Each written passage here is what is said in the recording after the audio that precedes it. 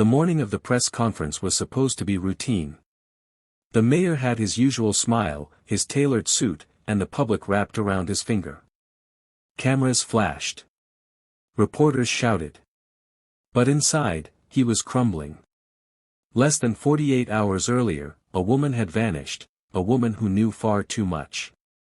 And now, the city he swore to protect was about to uncover a secret he'd buried in passion, lies, and blood. Because the woman wasn't just a staffer. She was his lover. And someone had made sure she wouldn't speak again. Welcome back to the channel, where true crime meets the darkest secrets hiding behind the brightest smiles. If you're returning, thank you for sticking with us through these shocking tales. And if you're new here, go ahead and hit that subscribe button and turn on notifications, you won't want to miss what comes next. This story is one that rocked a small Texas town to its core, a respected mayor, a forbidden love affair, and a murder that left the community speechless. In the heart of Montgomery, Texas, nestled in a pristine cul-de-sac lined with freshly trimmed hedges and brick mansions, lived Mayor Richard Whitmore and his picture-perfect family. To the public, they were the American dream personified, an image splashed across campaign flyers, charity events, and magazine covers. And to anyone peering in from the outside, they looked untouchable. Unshakable. Unbreakable. Richard was more than just the town's beloved mayor, he was a charismatic, principled leader with a 20-year political legacy that had transformed Montgomery from a dusty backwater to a flourishing suburban gem. He was tall, clean-shaven, always dressed in tailored suits with an easy smile that could win over even the harshest critic. People trusted Richard. People admired him. His wife, Deborah Whitmore, was equally admired, an elegant woman in her early 40s with soft, sun-kissed hair and the grace of someone who had spent her entire life learning how to be the perfect political wife. She chaired school boards, hosted women's fundraisers, and ran her own non-profit organization focused on providing resources for single mothers. Her warmth was as legendary as her style. She was known for her pearls, her home-cooked Sunday meals, and her unwavering support of Richard. They had met in college, Deborah studying public health, Richard already eyeing city council. From the outside, their marriage was a partnership built on love and mutual ambition. Their 2 children, Nathan and Olivia, completed the family portrait. Nathan, 18, was in his first year at Texas A&M, studying political science just like his father. Olivia, 15, was a bright, confident sophomore, known at her school for her sharp wit and quiet intelligence. The Whitmores attended church every Sunday, cheered together at Nathan's football games, and posted smiling holiday pictures in matching sweaters. Their mornings were choreographed with perfect harmony. Richard sipping his coffee at the Granite Island while reading the morning headlines, Deborah packing Olivia's lunch with soft hums in the background, and Olivia skimming through her science notes at the kitchen table. It was all so normal. So perfect. But perfection, as it often does, was a mask. And no one wore it better than Richard Whitmore. Behind the polished campaign ads and smiling family portraits was a man who had grown too comfortable in his power, too accustomed to the idea that the rules didn't apply to him. And behind his warm, steady gaze was a secret that would shatter everything. It wasn't visible in the smiles. It wasn't audible in the soft chuckles over dinner. But beneath the Whitmore roof, quiet cracks had already begun to form. Deborah didn't see it yet, because she didn't want to. The life she built was too precious, too pristine, to believe it could all come undone. But it was already unraveling. Camille Johnson walked through the gleaming glass doors of Montgomery's City Hall every morning with quiet confidence. At 29, she was intelligent, poised, and strikingly beautiful, her deep brown skin radiant against her tailored pencil skirts and silk blouses, her natural curls always pinned with effortless style. But it wasn't her looks that turned heads in the building, it was her efficiency, her professionalism, and the way she seemed to anticipate the mayor's needs before he ever spoke. She was the kind of woman who had learned early how to carry herself like she belonged in any room, even when others believed she didn't. Born and raised on the east side of Houston, Camille grew up knowing what struggle looked like. Her mother, Loretta, had worked 2 jobs to raise Camille and her younger brother, Jamal, after their father walked out when Camille was 8. She had seen her mother cry at the kitchen table over bills, had learned to stretch groceries for a week when there was barely anything in the fridge, and had spent her childhood determined not to repeat the cycle. Camille was smart, too smart for the overcrowded school system she came up in. Teachers noticed. She won scholarships. She worked nights while attending the University of Texas. And when she graduated top of her class with a degree in public administration, she didn't go chasing a big city paycheck. She came to Montgomery, because she wanted to make a difference in a place where her voice would actually be heard. She started as an assistant in the mayor's office. Quiet, efficient, overlooked. But that didn't last long. By her 2nd year, Camille was promoted to executive secretary, working side by side with Mayor Whitmore himself. At first, it was strictly business. She organized his schedule, prepped him for speeches, drafted emails, corrected his grammar, discreetly, and never complained when he called at midnight needing something urgent. He praised her often. Sharp as a tack, he told everyone. Best hire I ever made. It seemed harmless. But then the praise turned personal. Camille noticed the way Richard's compliments lingered longer than necessary. How his texts occasionally veered into casual flattery. How his gaze sometimes drifted down her blouse when he thought she wasn't looking. She brushed it off, because she had worked too hard to let office politics ruin what she'd built. But the tension was real, simmering just beneath the surface of every after-hours meeting, every late-night text that ended with a winking emoji. She wasn't naive. But she also wasn't chasing anything. Richard, on the other hand, was. What started as subtle flirtations turned into private jokes, then long glances, then one late night, a moment that crossed the line. A hand on her lower back that lingered a second too long. A glass of wine just to unwind after a city council meeting. A car ride where neither of them said a word, but the silence spoke volumes. Camille didn't know when the line blurred completely. Maybe it was the night he kissed her in the office elevator, his wedding band cold against her waist.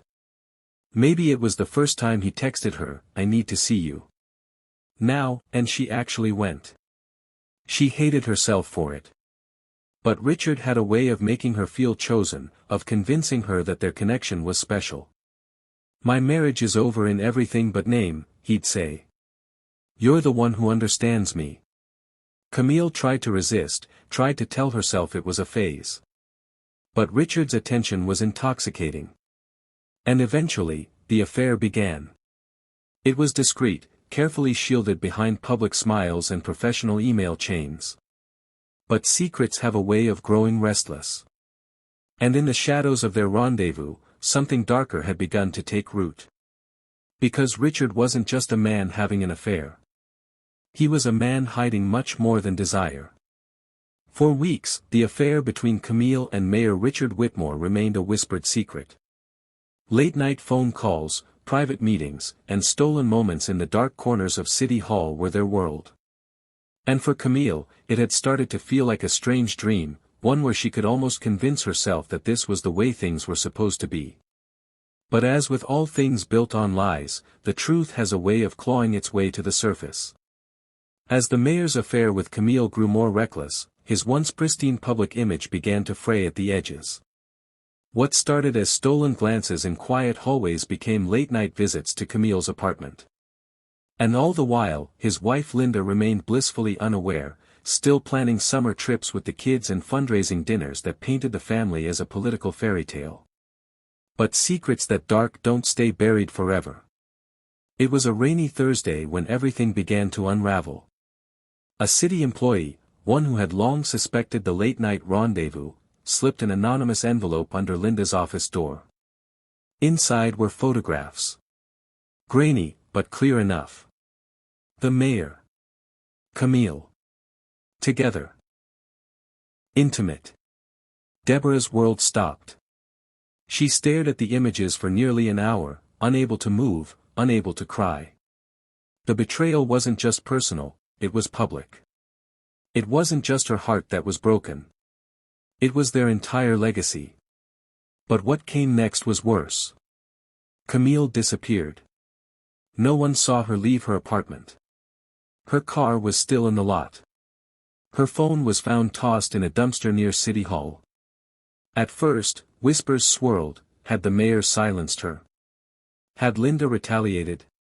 The city was in chaos. The press circled like vultures. And beneath the surface, a horrifying truth waited to come to light. Camille's disappearance wasn't a mystery for long. 3 days after she was reported missing, a hiker stumbled across something terrifying just off a remote trail near Trinity Bay. It was a tarp, crudely buried under a shallow layer of wet leaves and dirt. The moment authorities unwrapped it, the scene turned their stomachs. It was Camille. Her body showed signs of blunt trauma.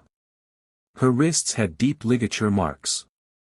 And her mouth had been taped shut, silencing her forever. The autopsy later revealed she had been kept alive for nearly 48 hours before she was killed. The city gasped. Mayor Whitmore appeared before cameras, solemn, broken, almost convincing. Camille was a valued member of our team. Her loss is unbearable, he said. But behind closed doors, the investigation had already begun circling him like a hawk over blood. Detectives found text messages Camille had never deleted, screenshots, even audio recordings, of her conversations with the mayor. One of them stood out. "You promised me. You said you'd leave her after the election." And then there was the voicemail, left the night she disappeared. She sounded scared. Panicked. "Richard, someone's following me.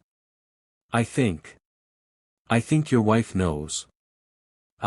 Hello. Hello." That was the tipping point.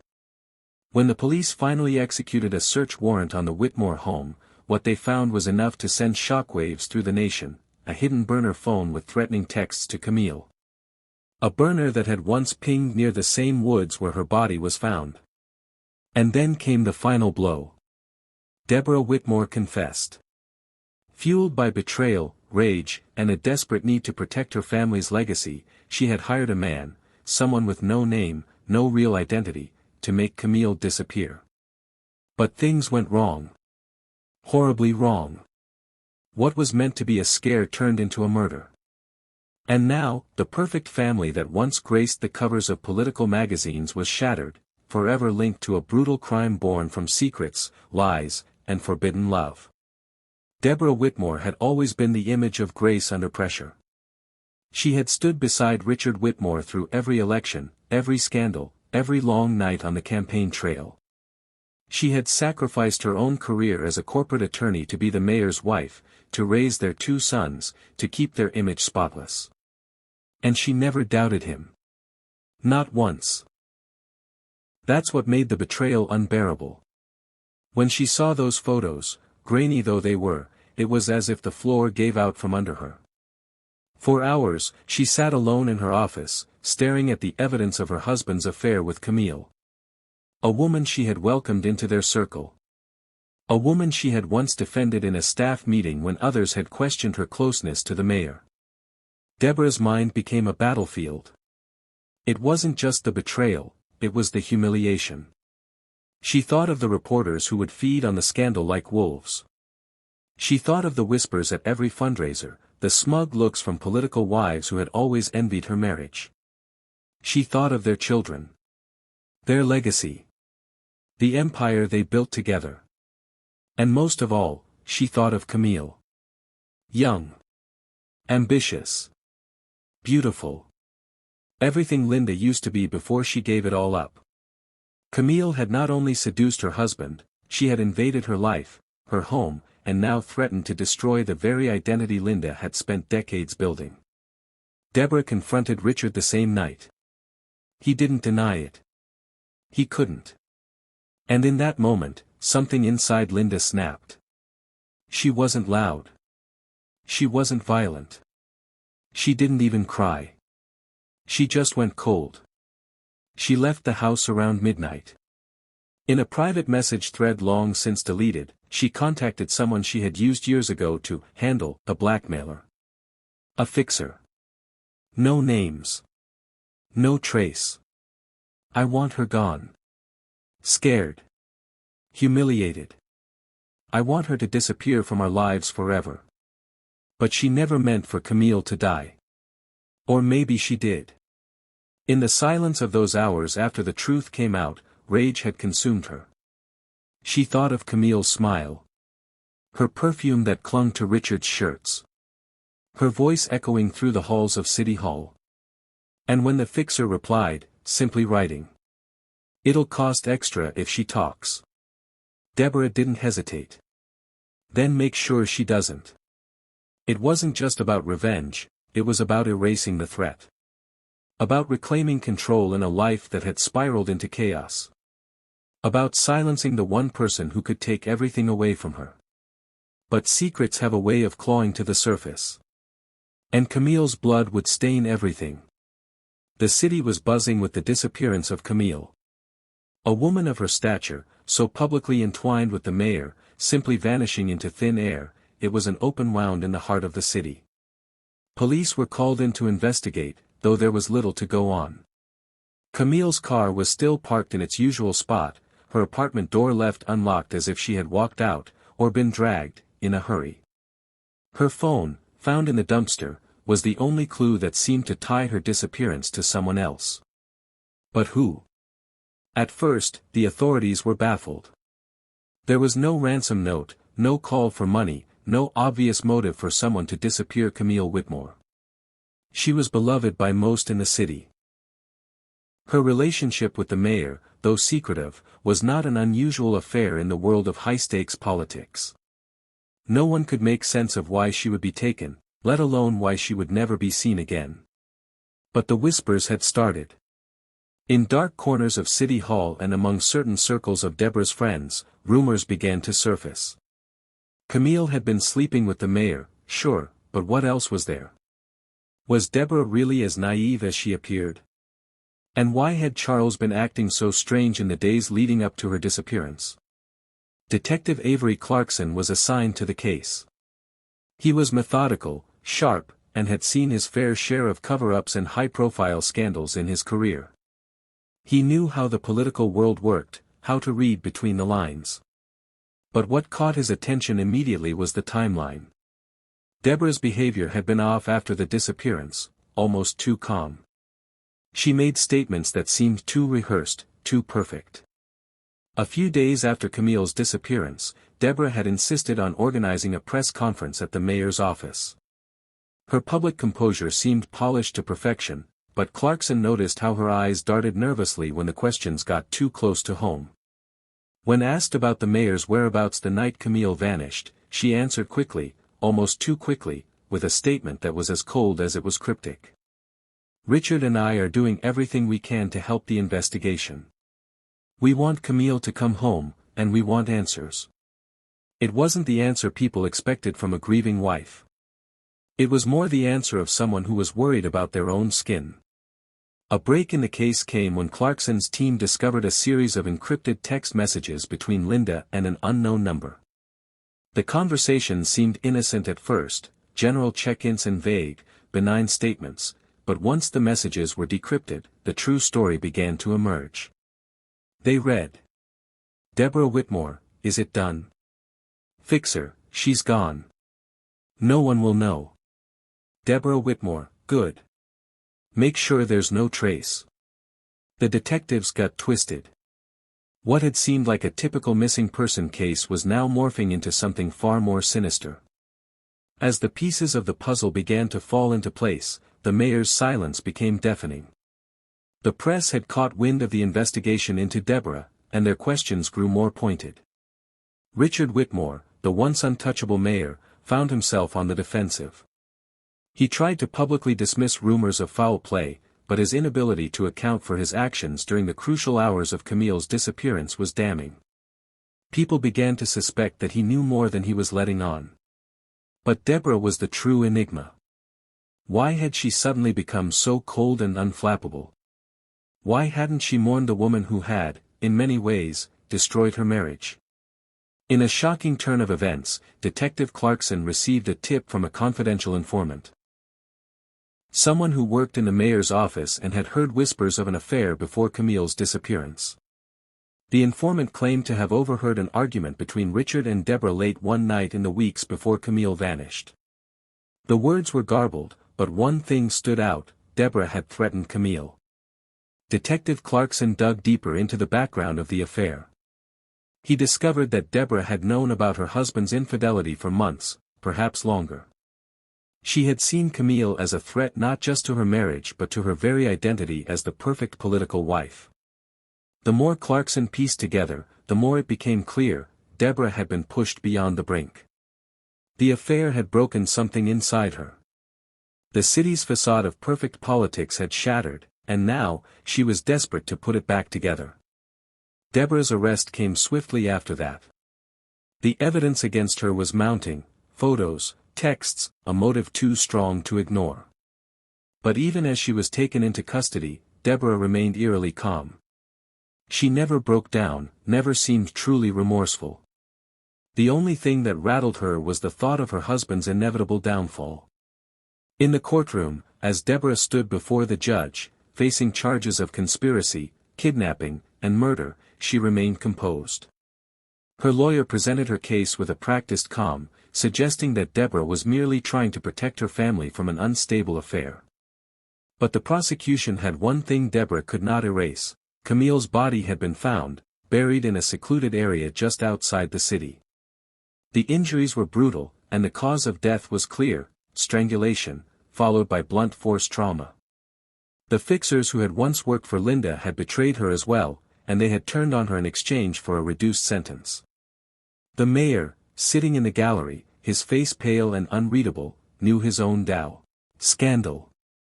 Not just because of the affair, but because of what Deborah had done to protect herself. And ultimately, what she had done to protect her marriage. In the final moments of the case, as Deborah was sentenced to life in prison, the courtroom was flooded with media attention. The press captured every moment: the grief of Camille's family, the shock of the public, and the cold face of the mayor as he tried to hold on to what little remained of his career and reputation. And though justice had been served for Camille, the city, and Richard Whitmore, were left to reckon with the truth of just how far people would go to keep their perfect lives intact. A chilling reminder that, no matter how much power or wealth one holds, the cost of secrets can be far too high. If this story shook you like it did us, don't just scroll away. What would you have done in Linda's shoes? Was it heartbreak, or was it pure vengeance? Drop your thoughts in the comments, we read every single one. And if you want more gripping true crime stories that peel back the perfect facade to reveal the darkness beneath, subscribe, turn on your notifications, and share this with someone who loves a good twist. Because in the world of secrets, truth is never buried for long.